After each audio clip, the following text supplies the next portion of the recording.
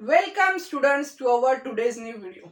आज हम पढ़ने वाले हैं एक बहुत ही फेमस टेक्निक के बारे में जिसे स्पेक्ट्रोस्कोपी कहा जाता है। और स्पेक्ट्रोस्कोपी क्या है स्टूडेंट्स? स्पेक्ट्रोस्कोपी यानी ये फ्रेंडशिप है, और ये फ्रेंडशिप है मैटर और इलेक्ट्रोमैग्नेटिक रेडिएशन के बीच।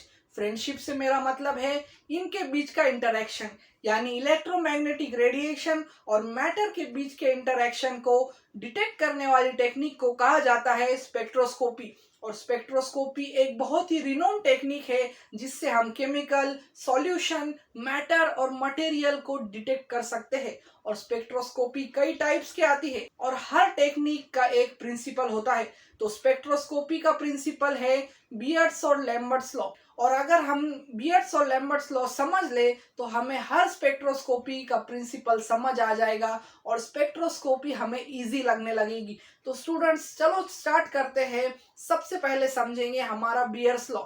इसकी कई डेफिनेशन है और ये बहुत ही कॉम्प्लेक्स लैंग्वेज में होती है, इसलिए हमारा कंसेप्ट उस पर क्लियर नहीं होता। तो स्टूडेंट्स बियर्स लॉ को एक एग्जांपल से समझेंगे। समझ लो स्टूडेंट्स, ये एक ट्रांसपेरेंट ग्लास है जिसमें पानी है और इसके ऊपर हमने लाइट को इमिट किया। तो स्टूडेंट्स ये लाइट इमिट होकर इससे पास होगी और डिटेक्टर पर जाएगी। तो ये इमिशन हमें दिखाई देगा और इसकी इंटेंसिटी भी कम नहीं होगी और कुछ परसेंट ही लाइट एब्जॉर्ब होगी क्योंकि ये एक ट्रांसपेरेंट वाटर है।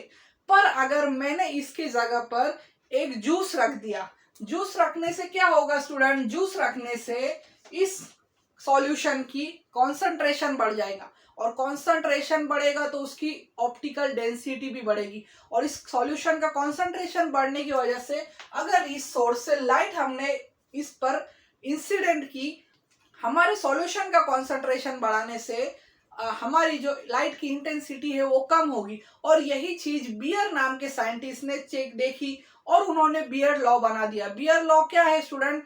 अगर कॉन्सेंट्रेशन ऑफ सॉल्यूशन ज्यादा है तो इंटेंसिटी ऑफ लाइट कम होगी और कॉन्सेंट्रेशन ऑफ सॉल्यूशन कम है तो इंटेंसिटी ऑफ लाइट ज्यादा होगी। तो स्टूडेंट ये वाइस वर्सा प्ले करता है। बट लॉ को एक एग्जांपल से स्टडी करेंगे।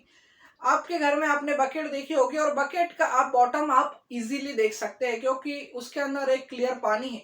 पर अगर आप एक शिप पर है और आप समुद्र के बीच में है और आप समुद्र की गहराई को देखने की कोशिश करेंगे तो आप देख पाएंगे?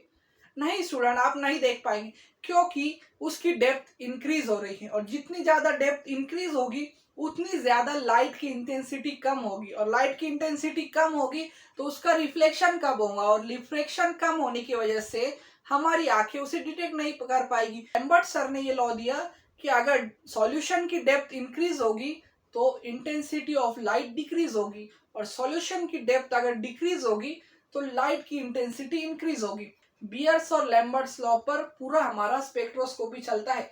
बियर सर ने क्या दिया स्टूडेंट्स कि अगर कॉन्सेंट्रेशन ज्यादा है सॉल्यूशन का, कॉन्सेंट्रेशन सॉल्यूशन का ज्यादा है तो इंटेंसिटी कम होंगी। और अगर लैम्बर्ट सर ने क्या लॉ दिया? लैम्बर्ट सर ने बताया कि अगर डेप्थ ज्यादा है, डेप्थ इंक्रीज है, ज्यादा है तो इंटेंसिटी भी डिक्रीज होगी, यानी हमारी इंटेंसिटी डिक्रीज होगी। और यही दोनों पर बना है हमारा बियर्स और लैम्बर्ट्स लॉ। तो स्टूडेंट स्पेक्ट्रोस्कोपी 3 टाइप की होती है और ये 3 टाइप किस बेसिस पर बने हैं? ये उसकी फ्रेंडशिप यानी इंटरैक्शन के बेसिस पर बने हैं। पहली है एब्सॉर्प्शन, दूसरी है इमिशन और तीसरी है स्कैटरिंग। और इसी बेसिस पर स्पेक्ट्रोस्कोपी की कई टेक्निक्स बनी है जैसे कि absorption spectroscopy, emission spectroscopy, scattering spectroscopy. Absorption में आता है हमारा एनएमआर, इमिशन में आता है हमारे सरफेस प्लाज्मॉन रिजोनेंस और स्कैटरिंग में आते हैं कई दूसरी टेक्निक। स्टूडेंट्स हम स्पेक्ट्रोस्कोपी के टाइप को इस डायग्राम की मदद से एक एक कर समझेंगे। तो चलो सबसे पहले स्टार्ट करते हैं एब्जॉर्प्शन स्पेक्ट्रोस्कोपी से।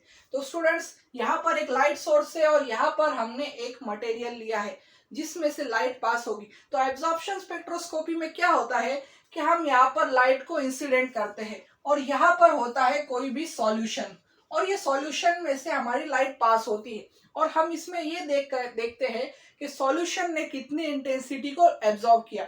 और फिर हम यहाँ पर डिटेक्टर में डिटेक्ट करते हैं हमारी ओडी। ओडी यानी ऑप्टिकल डेंसिटी। ऑप्टिकल डेंसिटी यानी हमारा जो सॉल्यूशन हमने यूज किया है वो कितना डेंस है। जितनी ज्यादा होगी तो उससे हम कंक्लूड करेंगे कि और हमारा जो सॉल्यूशन है वो बहुत ही डेंस है। यहाँ पर हमारी लाइट कुछ एब्जॉर्ब होगी, सॉल्यूशन में से 100% लाइट पास ही नहीं हो सकती, उसके पार्टिकल्स उस लाइट को एब्जॉर्ब करेंगे और इस टाइप की स्पेक्ट्रोस्कोपी को कहा जाता है एब्जॉर्प्शन स्पेक्ट्रोस्कोपी। तो चलो, एब्जॉर्प्शन स्पेक्ट्रोस्कोपी हमने देख ली, अब देखेंगे हम इमिशन स्पेक्ट्रोस्कोपी। तो स्टूडेंट, इमिशन स्पेक्ट्रोस्कोपी में क्या होता है, हमने यहाँ पर लाइट को इमिट किया और यहाँ पर स्टूडेंट्स यहाँ पर एक ऐसा मटेरियल यूज होगा इसके बीच में जो लाइट एनर्जी को एब्जॉर्ब करता है और लाइट एनर्जी को एब्जॉर्ब करने के बाद वो एमिट करता है। एमिट करेगा यानी यहाँ पर इधर ये मटेरियल समझ लो एक एब्जॉर्बिव मटेरियल है, यहाँ पर इसने लाइट एनर्जी को एब्जॉर्ब किया और यहाँ से फिर वो इमिट किया और इमिट करने का इसका एंगल होता है और ये एंगल को चेक किया जाता है, पोलराइज्ड एंगल चेक होते हैं और इस तरह से इसमें डिटेक्शन होता है। तो इमिशन स्पेक्ट्रोस्कोपी में इमिटेड लाइट यानी लाइट की इंटेंसिटी जो मटेरियल इमिट कर रहा है उसका एंगल चेक करते हैं, उसको सेंसोग्राम पर बनाते हैं और इस टाइप की स्पेक्ट्रोस्कोपी को कहा जाता है इमिशन स्पेक्ट्रोस्कोपी। और तीसरी और आखिरी स्पेक्ट्रोस्कोपी है स्टूडेंट स्कैटरिंग स्पेक्ट्रोस्कोपी। तो स्टूडेंट, स्कैटरिंग स्पेक्ट्रोस्कोपी में क्या होता है, एक लाइट का सोर्स होता है और यहाँ पर एक मटेरियल होता है जो लाइट को स्कैटर करता है। तो स्टूडेंट समझ लो ये लाइट हमारी यहाँ से इस प्रिज्म पर गई और प्रिज्म में आप सबको पता है कि लाइट जाने पर ये स्कैटर होती है और ये स्कैटर होने के बाद ये सॉल्यूशन से पास होगी, ये डायरेक्टली डिटेक्टर पर जाएगी। ये टेक्निक पर डिपेंड करता है और इसी स्कैटरिंग इफेक्ट पर पूरी टेक्निक डिपेंड है और इस तरह की स्पेक्ट्रोस्कोपी के डिटेक्शन मेथड को कहा जाता है स्कैटरिंग स्पेक्ट्रोस्कोपी। तो स्टूडेंट्स, मुझे उम्मीद है कि आपका कंसेप्ट स्पेक्ट्रोस्कोपी के बारे में क्लियर हो चुका होगा और बियर्स और लैम्बर्ट्स लॉ के बारे में तो आप समझ ही गए होंगे। तो ऐसी वीडियोस के लिए मेरे चैनल को लाइक करें, शेयर करें और सब्सक्राइब करना ना भूलें। Thank you for watching.